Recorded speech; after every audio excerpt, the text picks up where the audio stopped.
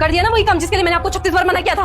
आपको कितनी बार बोला था मैंने कि यहाँ पे मत बताना किसी को कि मैं आपकी बेटी हूँ। और अगर रिंग गिर गई थी मम्मी तो अपने पास रख लेते ना, उसको पता नहीं कि क्या जरूरत थी। आपको पता है नितेश कितना बड़ा ढोल है हमारे ऑफिस का, उसने मेरी बेइज्जती कर दिया सारी अंदर। सबको बता दिया वहाँ पे कि बाहर जो झाड़ू पोछा करती है वो अंकिता मैम की माँ है। सब हंस रहे हैं। सारी रेपुटेशन की धज्जियां उड़ा दी मम्मी आपने। इतनी मुश्किल से मेरे को इस ऑफिस में काम मिला था, मैं यहाँ पे काम कर रही थी, सब इज्जत करते थे मेरी। अब सब हंसेंगे मेरे ऊपर, पीठ पीछे सब मजाक बनाएंगे मेरा।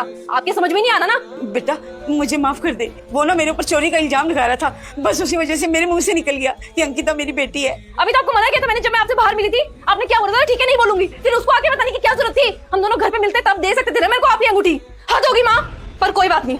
अब ना आप ही यहाँ पे काम करना, समझ में आया आपको? मैं नहीं करने वाली। मना किया था ना आपको यहाँ पे काम करने से, हो गया ना मेरा नुकसान। कोई बात नहीं, अब आप करो काम, मैं जा रही हूँ घर। समझ में आया आपको? और अगली बार से ना मेरे को अपनी शक्ल मत दिखाना, समझ में आया?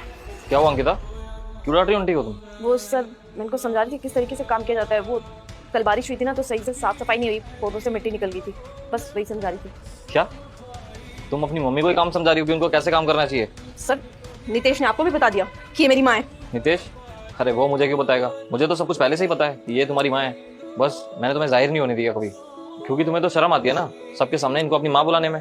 और शर्म आती क्यों है वैसे तुम्हें? आंटी जी क्या चोरी करती हैं, डकैती डालती है कहीं पे?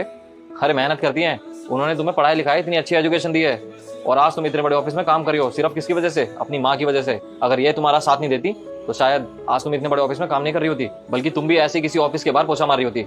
अरे ये सब कुछ है तुम्हारी माँ का दिया हुआ, ये सब उन्होंने अपने मतलब के लिए नहीं किया। जरा एक बार ना अपने कपड़े देखो और एक बार अपनी माँ के कपड़े देखो, तब तुम्हें पता चलेगा कि आज भी वो तुम्हारे बारे में कितना सोचती है और सब कुछ सिर्फ तुम्हारे लिए ही करती है। आज भी वो अपनी सैलरी का एक एक रुपया ना सिर्फ और सिर्फ तुम्हारे ऊपर खर्च करती है, जिससे तुम्हारा रहन सहन अच्छा हो सके। और तुम हो कि तुम्हें उनको माँ बोलने में ही शर्म आ रही है। उल्टा शर्म तो तुम्हारी माँ को आनी चाहिए तुम्हें अपनी बेटी बोलने में।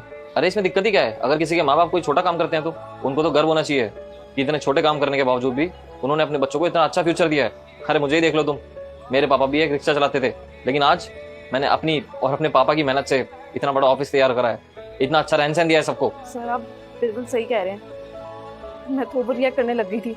मुझे पता नहीं क्यों ऐसा लगता था कि लोग मुझे जज करेंगे। पता नहीं इससे फर्क क्यों पड़ने लग गया था मेरे को कि लोग मेरे को जज करेंगे। मेरी माँ ने मेरे को कितने मुश्किल हालातों में पढ़ाया लिखाया है और आज इस काबिल बनाया है कि मैं अपने पैरों में खड़ी हो सकूं, इतने अच्छे ऑफिस में HR की पोस्ट में मैं काम कर सकूं। लेकिन फिर भी उन लोगों की वजह से मैंने मेरी माँ को नीचा दिखाया, मेरी माँ को इतना सब कुछ सुनाया। आज ही नहीं, पता नहीं कब से सुनाए जा रही हूँ माँ को। माँ प्लीज मेरे को माफ़ कर दो, मेरे से बहुत बड़ी गलती होगी। अब मेरे को बिल्कुल भी शर्म नहीं आएगी माँ आपको अपनी माँ बुलाने से, बल्कि उल्टा मेरे को गर्व महसूस होगा कि मेरी माँ यहाँ पे साफ सफाई करती है, उसके बाद भी मेरे को इतनी अच्छी एजुकेशन दी। माँ प्लीज मेरे को माफ़ कर दो।